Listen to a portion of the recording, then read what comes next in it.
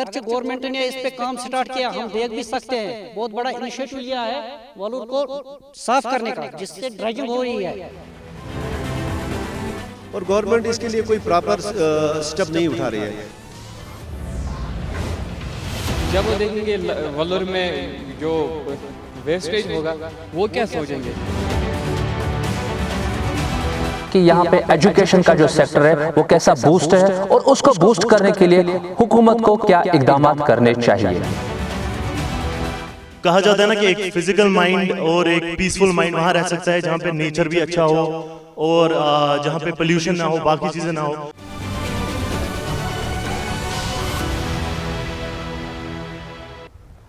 दिल में खुदा का होना लाजिम है इकबाल, दिल में खुदा का होना लाजिम है इकबाल, सजदे में पड़े रहने से जन्नत नहीं मिलती। नाज़रीन किराम, खैर मकदम है आपका हमारे प्रोग्राम रूबरू में, और मैं हूँ प्रोग्राम का होस्ट मरीन मुद्दसिर, और मैं हूँ प्रोग्राम की होस्ट फिजा नज़ीर।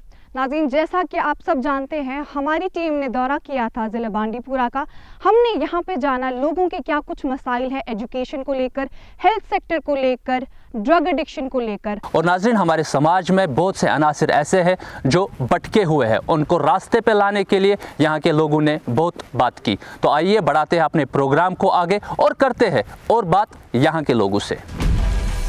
डिस्ट्रिक्ट बांडीपुरा में अगर लिटरेसी की बात की जाए तो औरतों की लिटरेसी रेट मर्दों के मुकाबले में बहुत कम है। तो क्या वजह है इसके पीछे कि औरतों को एजुकेशन सेक्टर में पीछे रखा जाए? जो भी कोई प्रैक्टिकल वर्क करना होता है ना, इनफैक्ट जो भी यूटी में डिसीजन हुए या स्टेट में जो भी सबसे पहले इंप्लीमेंट करना होता है ना, वो पहले ट्राई करते हैं डिस्ट्रिक्ट बांडीपुरा में। अगर चला तो रेस्ट ऑफ द डिस्ट्रिक्ट्स में चलेगा, अगर नहीं चला तो यहीं पे इसको स्कीम को बंद कर देते हैं। तो ये माना जाता है कि बिकॉज इट इज़, अभी आपने बोला कि टूरिज़्म का भी बात करेंगे यहीं पर, कि इसका एक हमारा एक कॉन्स्टिट्यूंसी है गुरेज कॉन्स्टिट्यूंसी, जो फार फ्लंग है। बेचारे उनका हाल अभी है कि जो मेरे कुलीग वहाँ पे ड्यूटी है, उनका अब कट जाएगा रास्ता 4-5 महीनों के लिए। तो how come it is possible कि we can give them the better education, we can sensitize them, we can provide them even when we doesn't have the road full, मतलब for the full year. So how it is possible कि that those students will get the better education? How come it is possible कि we can make them the better citizens of this in this modern technology? कि उनके पास अभी जाने के लिए रास्ता नहीं है। मेरे कुलीग वहाँ पे जाते हैं, अभी नवंबर में आ जाएंगे, फिर पता नहीं अगर मिला उनको प्लान, जहाज़ मिला तो जाएंगे वापस, नहीं मिला तो पड़े रहे यहीं पे।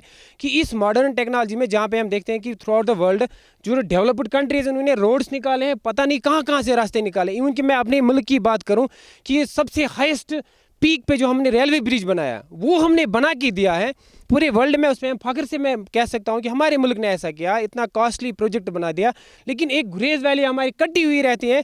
जैसे हम लोग जम्मू कश्मीर से जम्मू से जुड़े रहते हैं, 4-5 महीने फिर कटे ही रहते हैं रोड से, ऐसे ही गुरेज वाले हमसे लगभग 7 महीने कटे ही रहते हैं रेस्ट ऑफ द वर्ल्ड से। तो उस सिमन में मैं बताऊँ कि इसकी वजह से हमारा जो लिटरेसी रेट है गर्ल्स में वो घट जाता है। तो ये जगह है वुलर, इसमें हम बूस्ट मतलब इस कैसे लोगों तक पहुंचाए कि ऐसी भी जगह है कश्मीर में। अगर हम देखें तो सोशल मीडिया एक बहुत अच्छा रोल प्ले कर सकता है इसमें, बहुत ही क्रूशल। जैसे अब इन्फ्लुएंसर्स होते हैं बहुत सारे, वो इसको आगे प्रमोट कर सकते हैं कि ऐसी भी जगह है यहाँ। जैसे जाते हैं लोग गुलमर्ग, पहलगाम, वहाँ जाके वो लोग देखते हैं कि कितनी अच्छी जगह है यहाँ पे अगर देखें तो होटल्स को हम कंस्ट्रक्ट कर सकते हैं यहाँ पे। गवर्नमेंट को चाहिए कि ऐसे कॉन्ट्रैक्ट्स है ना, ऐसी अपॉर्चुनिटीज़ यहाँ पे लाए जहाँ पे लोगों को पता चले कि ऐसी भी जगह है यहाँ पे। अनएम्प्लॉयमेंट के रिलेटेड बोलते हैं, जैसे हम सब इंजीनियरिंग कर रहे हैं, हमारा ये होता है कि आप इंजीनियरिंग चूज़ कर रहे हो, उसके बाद तुम्हारा कुछ नहीं हो सकता। हर कोई यही बोलता है कि तुमने इंजीनियरिंग क्यों चूज़ की, तुम्हारा कुछ नहीं हो सकता, इतने सारे इंजीनियर हैं, फिर तुम क्यों फिर इंजीनियरिंग चूज़ कर रहे हो। तो अब बोलते हैं कि अगर तुम्हें इंजीनियरिंग में कुछ करना ही है तो तुम्हें पहले जेईई एडवांस क्लियर करना था, तुम्हें आईआईटी चूज़ करना था, एनआईटी चूज़ करना था, तुम ऐसे कॉलेज से निकल के कहाँ जाओगे। मैं उनको बताना चाहता हूँ कि अपॉर्चुनिटीज़ हर जगह होती हैं, हमें खुद ढूंढनी पड़ती हैं, हमें खुद उस पर वर्क करना पड़ता है। हम कहीं से भी मेहनत करेंगे तो किसी भी पोस्ट पे जा सकते हैं, सिर्फ सारी बात मेहनत की है। तो और इसके रिलेटेड बोलता हूँ कि अनएम्प्लॉयमेंट इतना लगा के रखा है।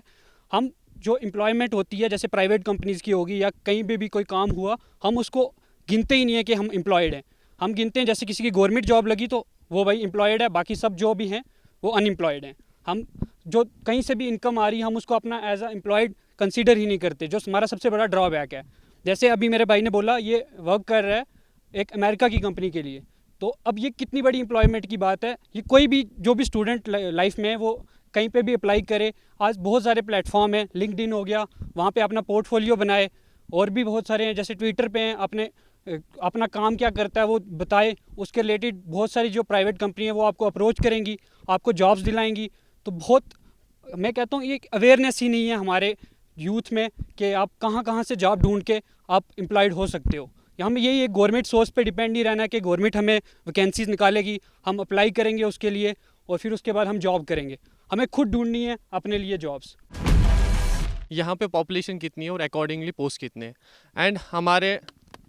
एंड स्पेशली इन हमारे कश्मीर में यहाँ पे एक लोगों में कंसेप्ट है, अगर किसी के पास गवर्नमेंट जॉब है तो उसकी शादी भी होगी अच्छे से, वंस गवर्नमेंट जॉब नहीं है तो उसकी शादी भी ठीक से नहीं होगी। It's a fact in Kashmir, ये हमारा कल्चरल बन गया है यहाँ पे, नॉट इन यहाँ कश्मीर में, पूरे इंडिया में।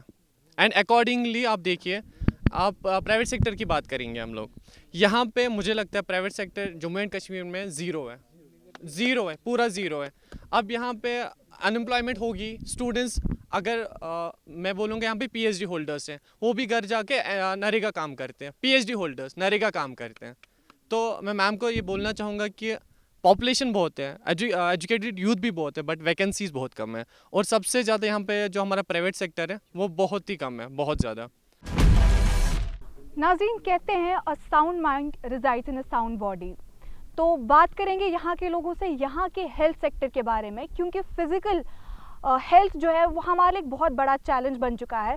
देखा जाए तो बहुत ही राइज देखने को मिल रहा है, बहुत सारी प्रॉब्लम्स में फिजिकल चैलेंजेस जो है लोगों को, डायबिटीज़ देखिए आप, बीपी की प्रॉब्लम देखिए, काफ़ी सारे लोगों को हो रही है। तो जानने की कोशिश करेंगे कि डिस्ट्रिक्ट बांडीपुरा का हेल्थ सेक्टर क्या इम्प्रूव कर रहा है या वो डिग्रेड कर रहा है। बांडीपुरा में सब डिस्ट्रिक्ट्स में सबसे पीछे है हेल्थ सेक्टर का शोबा भी। जैसा कि हमने तालीम के बारे में कहा, चाहे हमारा सबसे बड़ा हॉस्पिटल हो बांडीपुरा का, जिससे हम सब डिस्ट्रिक्ट हॉस्पिटल कहते हैं, वो सब डिस्ट्रिक्ट कहने के लायक नहीं है। आप उसका मुवाजना भी कर सकते हैं। यहाँ के ज़्यादातर जो पेशेंट्स हैं वो बांडीपुरा सब डिस्ट्रिक्ट में नहीं जाते, वो गांधरबल सब डिस्ट्रिक्ट में जाते हैं अपना इलाज करने के लिए, क्योंकि वहाँ पे फैसिलिटीज़ मिलती है। यहाँ पे तो वो फैसिलिटीज़ ही नहीं मिलती है। और बाकी जो डिस्ट्रिक्ट के जो अस्पताल है वो भी वैसा ही काम कर रहे हैं। जब हमारा ऊपर का स्ट्रक्चर ऐसा हो तो नीचे का हम खुद जहन में ला सकते हैं कैसा होगा। इसके साथ साथ एक और बात, जो भी पेशेंट आता हो यहाँ पे, जो भी पेशेंट आता है उसको तो ये एक काम इन्होंने दिमाग में रखा है, इसको रेफ़र करना है। जो ही पेशेंट अस्पताल में दाखिल हुआ, 1-2 टेस्ट कराए, आपको श्रीनगर जाना है, आप रेफ़र हुए हो, फिर एम्बुलेंस देते हैं, उसको रेफ़र करते हैं। यहाँ पे कोई ना कोई सिस्टम है। ऐसा ही एक बात मैं करूँ, ट्रामा हॉस्पिटल, हर डिस्ट्रिक्ट में एक ट्रामा हॉस्पिटल होता है। यहाँ भी ट्रामा हॉस्पिटल दिया गया है, वहाँ सुदरकुट बाला में वहाँ पे ट्रामा हॉस्पिटल दिया गया है इस बुनियाद पे, क्योंकि वहाँ पे माइनिंग चल रही थी उस वक्त, कानकनी चल रही थी, अब वो भी बंद हो गई है। सब डिस्ट्रिक्ट वो ट्रामा हॉस्पिटल बना है, बाकी सारे डिस्ट्रिक्ट्स में चल रहा है, मगर ना वहाँ कोई डॉक्टर है ना वहाँ कोई एम्प्लॉई है, वो वैसे का वैसा है। उसमें तो आजकल अगर आप भी देख सकते हो, वहाँ पे आपको वहाँ से ही जाना होगा, वहाँ पे कुत्ते और डंगर वहाँ उसमें रहते हैं और कुछ नहीं होता है उसमें। वैसा ही हाल है हमारे हेल्थ सेक्टर का। बहुत शुक्रिया। रही बात हमारी हेल्थ सेक्टर की, वो खाली जम्मू एंड कश्मीर में वीक नहीं, वो ऑल ओवर इंडिया में वीक है, वो सबसे ज़्यादा डाउनग्रेड है। अगर हम रिसेंटली देखें तो यहाँ पे कैंसर पेशेंट्स का राइज है वो बहुत ज़्यादा हो रहा है as compared to previous years. And यहाँ पे जो डायबिटिक पेशेंट्स हैं उनके लिए प्रॉपर ट्रीटमेंट्स नहीं मिल रहे हैं। हाँ, अगर कोई जा भी रहा है गवर्नमेंट हॉस्पिटल में, वहाँ पर उनको प्रॉपरली ट्रीटमेंट नहीं मिल रहा है। एंड मुझे लगता है कि जो हमारे यहाँ पे हेल्थ सेक्टर है वो बहुत इम्प्रूव होना चाहिए, क्योंकि दैट्स अ मैन इम्पैक्ट। क्यों, अगर हम मेंटली फिट होंगे, फिजिकली फिट होंगे, तब जाके हम आगे जाके डेवलप कर सकते हैं। Thank you. कहीं पर भी कोई भी जो हेल्थ इशू होता है, कोई भी केस होता है, कोई सीरियस इंजरी का केस होता है, वहाँ पर जाने ही नहीं देते हॉस्पिटल में, वहाँ कहते हैं इसे श्रीनगर रेफ़र कीजिए। मैं कहता हूँ कि जब SMHS जैसे हॉस्पिटल के पास ऐसी फैसिलिटीज़ है, वो भी कश्मीर में, तो हमारे लोकल हॉस्पिटल्स में ऐसी फैसिलिटीज़ क्यों नहीं है? हमारे पास गोल्डन कार्ड्स होते हैं, हम हॉस्पिटल में जाते हैं, वहाँ पर मेडिसिन अवेलेबल नहीं है, गोल्डन कार्ड का कोई फ़ायदा ही नहीं आता है हमारे को।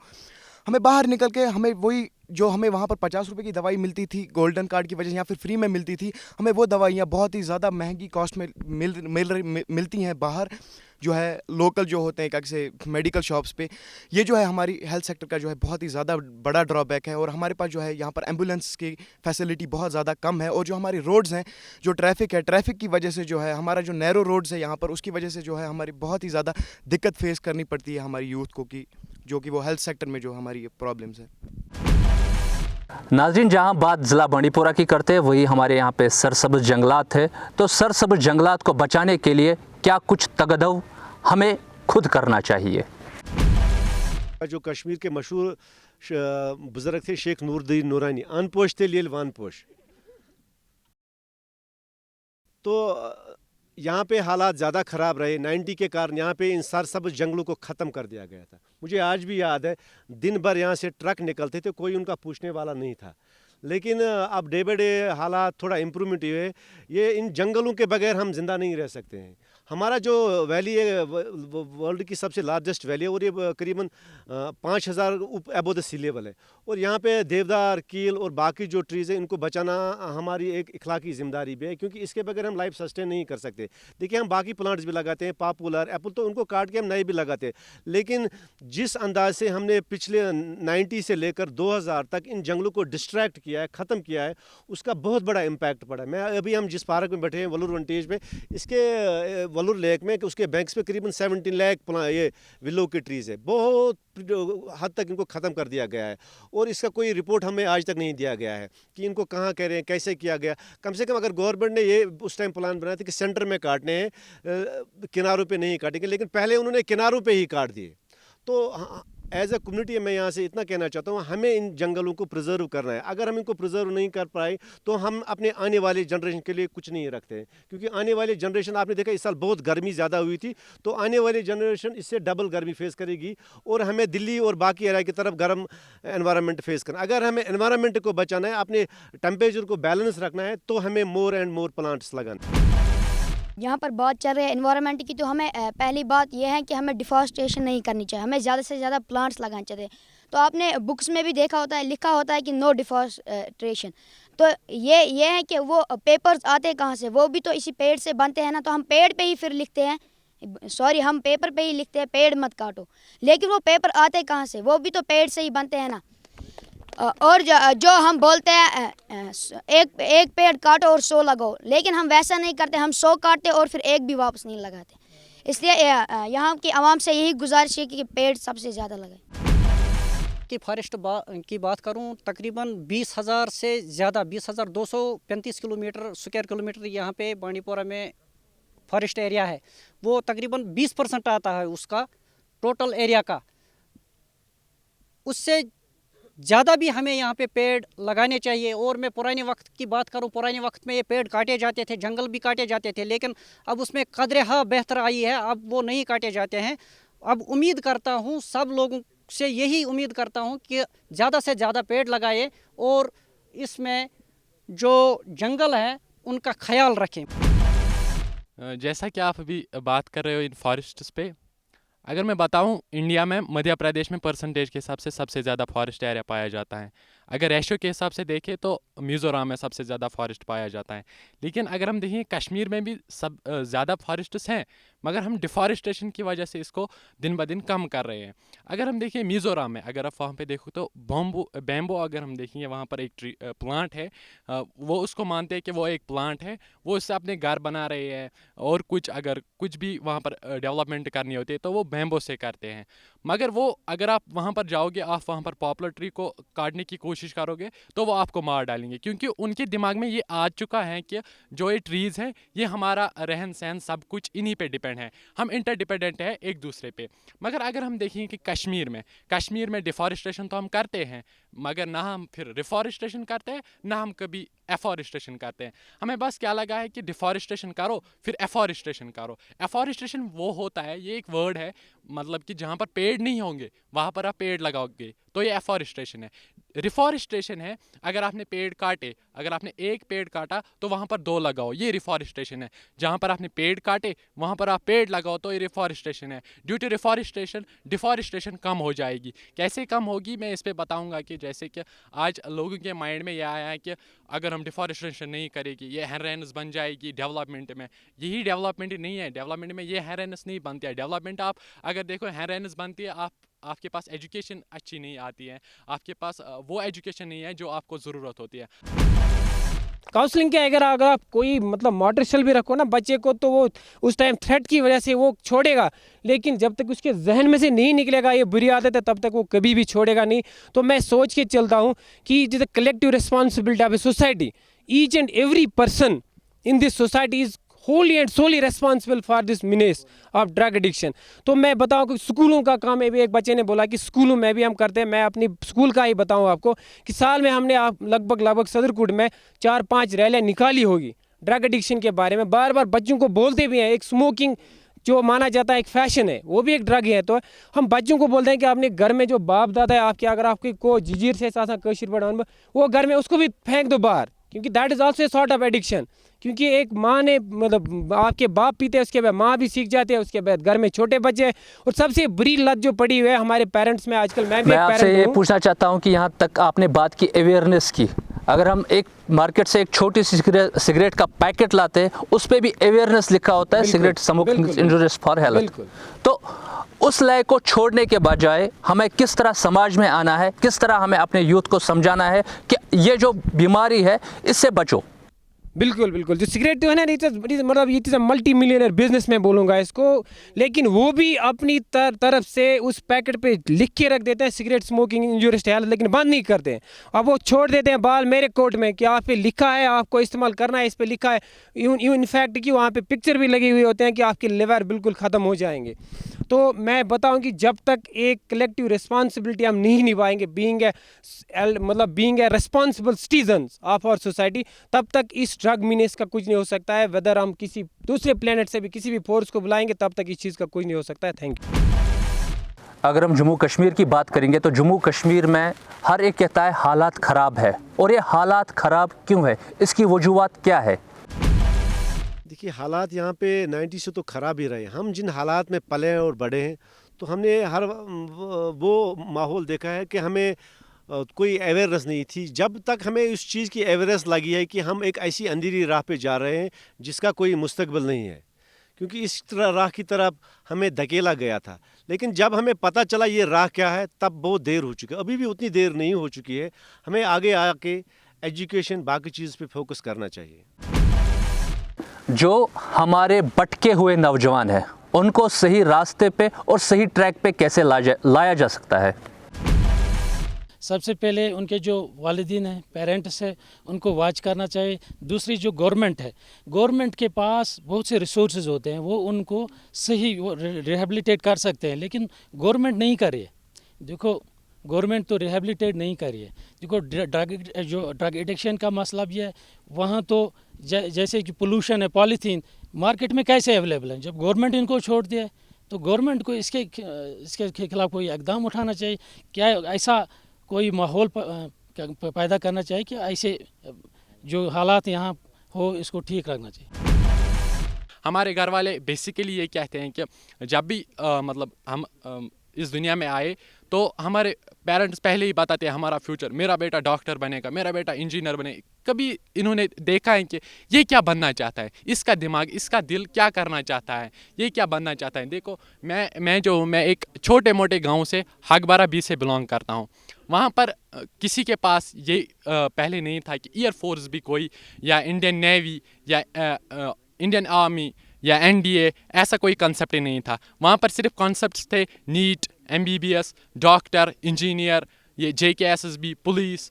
लेकिन मैंने सोचा फिर कि मैं कुछ अलग करूं, मगर उस अलग करने के लिए एक मोटिवेटर की ज़रूरत होती है। मैं अगर देखूं, I am going to start a motivation class on YouTube. I have a channel Hilal Sajjad, मतलब कि मैं उस पर मोटिवेशन दूंगा। जो कि छोटे छोटे बच्चे, इनको ये नहीं पता होता है कि करियर कहाँ पे बनाना होता है। देखो, अगर हम देखेंगे, अभी किसी ने पीछे से बोला अभी किसी ने पीछे से बोला था वो अनएम्प्लॉयमेंट है, किसी ने MA किया है, MA BEd किया है, किसी ने M.Com किया है, B.Com किया है। तो पहले वो देखो ना कि उनका शौक क्या था। दरअसल उनका शौक ये नहीं होगा कि हम MA करेंगे, घर वालों ने बोला नहीं MA करो, फिर वो पढ़ जाते हैं वहीं पर।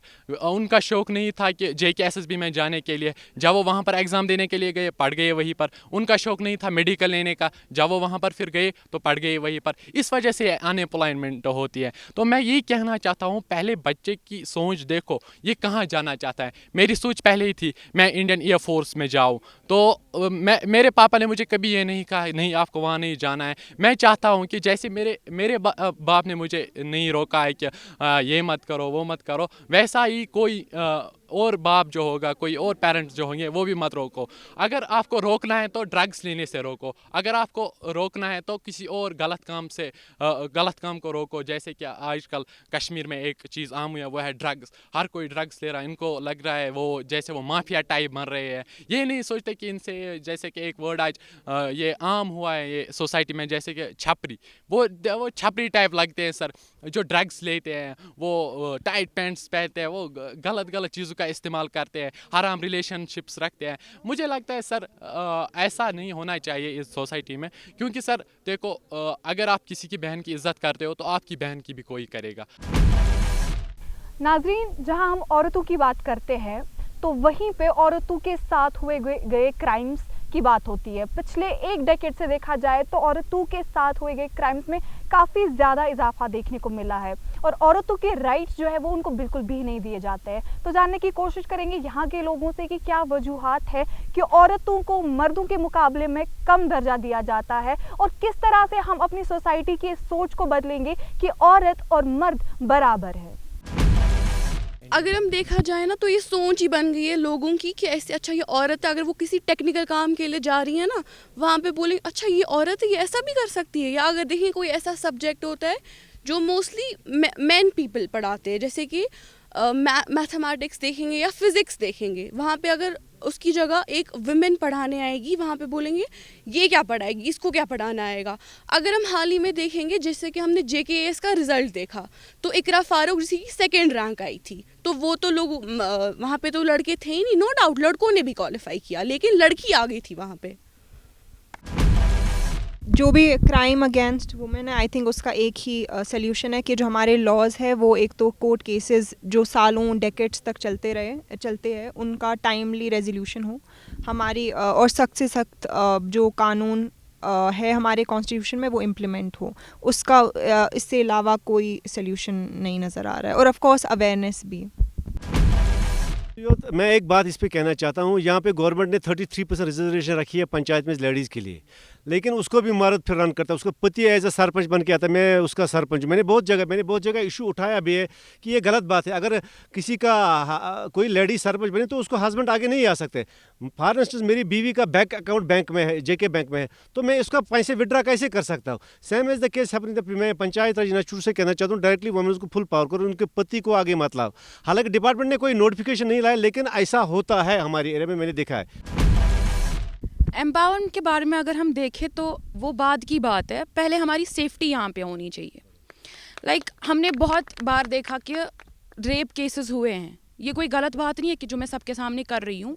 जब वो आदमी को गलत नहीं लगा करते टाइम, है ना, कि उसने जब वो कदम उठाया, पहले है कि उसके अगेंस्ट जो मतलब हमारे लॉ है वो एग्जैक्टली इम्प्लीमेंट होने चाहिए। कि अगर उसके लिए कुछ लॉ बना है कि ये एक लड़की ही जानती है, एक वो फीमेल ही जानती है कि जब उस पर ये चीज़ बीती, लेकिन हमारी जो गवर्नमेंट है उसके अगेंस्ट, उस बंदे के अगेंस्ट वो चीज़ नहीं हो रही है। हमने बहुत जगहों पे वो चीज़ देखा है। उसके बाद रही बात कि कश्मीर में सच में ये है कि अनएम्प्लॉयमेंट तो है, पहले लड़कों का मतलब हर जगह, लड़कों का भी लड़कियों का भी। मुझे लगता है अगर लड़का अपना एक बिज़नेस कुछ खोल सकता है, उसकी जगह पे लड़की वो चीज़ नहीं कर पाती है। और सबसे बड़ी बात, अगर वो बाहर जाना चाहती हो किसी भी चीज़ के लिए, उसकी फैमिली उसको अलो ही नहीं करती है। क्यों? क्योंकि सेफ्टी ही नहीं है। सेफ्टी सबसे बड़ी चीज़ है, स्पेशली एक लड़की के लिए। पहले सबके लिए ही है, लेकिन लड़कियों के लिए थोड़ा ज़्यादा है। और इन्होंने जो मतलब होल जो भी था हमारा आज का, कि हेल्थ इश्यूज़ हो या ड्रग्स के बारे में हो, मैं इस पर बोलना चाहूँगी कि सबसे पहली बात जो ये है कि पेरेंट्स को चाहिए, क्योंकि सबसे पहली चीज़ हम मुसलमान हैं, अपार्ट फ्रॉम एक इंसान तो है, लेकिन पहले हम कश्मीर की बात कर रहे हैं, तो पहले हम मुसलमान हैं, तो हमें पहले हमारी अपनी दीन की तालीम होनी चाहिए, जो हमें हर एक चीज़ से रोकेगी, चाहे वो ड्रग्स हो, हर एक चीज़ से रोकेगी। इसी बांडीपोरा में कुछ पेरीफ्रीज में कुछ एरियाज़ हैं जहाँ पे अभी भी कुछ लोगों की पर्सनल कुछ मतलब उनके पास ऐसे रिसोर्सेज नहीं पढ़ा सकते हैं, जहाँ तक 8th तक उन्हें पढ़ा, फ्री में मिली एजुकेशन, जो ही अब उनको आगे बढ़ना है उनके पास बेचारों के पास उन्हें रिसोर्स नहीं है, तो क्योंकि उनके बच्चे आगे जाए तो उनकी स्टडी वहीं पे स्टॉप हो जाते हैं, जिसकी वजह से गर्ल्स की जो लिटरेसी रेट है ये डिक्लाइन होती जा रही है, दिन ब दिन अब 43% तक रही है, जो मेन काज है हमारे जो है हमारा एंटायर डिस्ट्रिक्ट में कि हम किसी भी कॉम्पिटेटिव एग्ज़ाम में, मैं देख रहा हूँ पिछले 20 साल से, मैंने भी 2-4 बार ट्राई अटैम्प्ट की कि किसी भी कॉम्पिटेटिव एग्ज़ाम में हम कंपेयर नहीं कर पा रहे आगे, बिकॉज अभी मैं इसके एक पॉइंट ऐड करूँ कि हमारे we doesn't have any technical college in our district. Entire district में हमारा एक डिप्लोमा होता है डिस्ट्रिक्ट बांडीपोरा में, एक ITI का, तो डैट डजंट मीन कि कोई टेक्निकल कॉलेज है ही नहीं, तो 4, 5, 10, 6 कॉलेज है अभी, हाजिन में है, अजस में है, सुंबल में है, बांडीपोरा में। हम पढ़ने जाते थे श्रीनगर, पूरा दिन जाते थे, हमने भी पढ़ा है, लेकिन जो कॉलेज दिए हैं, लेकिन कॉलेज के नाम पे उन्होंने मजाक किया हुआ है। कॉलेज में उतने लेक्चरर है, उतने मतलब प्रोफेसर्स नहीं है, उतनी फैसिलिटी नहीं है, ऐसे कॉम्बिनेशन नहीं रखे। हम जाते अजस में, वहाँ कोई बच्चा ये कॉम्बिनेशन लेना चाहता तो है ही नहीं, तो उसका एक शाख हाजिन में रखा हुआ है। कहीं कॉलेज है तो कहीं पे कॉम्बिनेशन नहीं है, कभी कहीं कॉम्बिनेशन नहीं है तो वहाँ पे फैकल्टी नहीं है, जिसकी वजह से जो हमारा जो तालीम का निज़ाम है इस पर बहुत ज़्यादा असर पड़ा हुआ है, जिसकी वजह से हम पीछे दिन ब दिन डिस्ट्रिक्ट बांडीपोरा की मैं बात करूं कि we are not able to produce such this type of this competitors. जो कल को KS में निकला हमारा लिस्ट, तो बांडीपोरा का कहीं पे नाम ही नहीं था। मैं सोनावारी की बात ही नहीं करूंगा, बांडीपोरा में कोई था ही नहीं हमारी लिस्ट में एंटायर डिस्ट्रिक्ट, क्योंकि मैं आपको बताऊँ कि पूरे डिस्ट्रिक्ट में हमारे लगभग 800 के करीब हमारे गवर्नमेंट स्कूल ही है, उसमें से 500-600 के करीब प्राइमरी स्कूल हैं, हमारी हायर सेकेंडरीज है 10-15, तो जिसकी वजह से क्योंकि अब उनमें उतना इंफ्रास्ट्रक्चर भी है नहीं, या कोई टेक्निकल कॉलेज नहीं है, कोई पैरामेडिकल कॉलेज नहीं है इनफैक्ट गवर्नमेंट की तरफ से, जिसकी वजह से हमारे बच्चों को सफ़र करना पड़ता है और हम दिन ब दिन इस लेवल में हम नीचे ही जा रहे हैं। नाज़रीन, हमारे प्रोग्राम का मुद्दा मकसद यही होता है लोगों की बात आला हुक्काम तक पहुँचाना, चाहे बात एजुकेशन की हो या ड्रग्स की हो, चाहे बात वुमेन एम्पावरमेंट की हो या अनएम्प्लॉयमेंट की हो। हमारा मकसद यही है लोगों की बात सुनना और उन्हें आला हुकाम तक पहुंचाना। इसी हवाले से हमारी टीम ने दौरा किया था ज़िले बांडीपुरा का और हमने यहाँ पे जाना लोगों के क्या कुछ मसले मसाइल हैं। नाज़रीन, अगर आप भी चाहते हैं अपने इलाकों के मसले हमारे प्रोग्राम में शमूल करना, तो दी गई वेबसाइट्स पे जाके हमें DM कर सकते हैं। तब तक के लिए दीजिए हमारी रूबरू की टीम को इजाज़त। अल्लाह हाफिज़।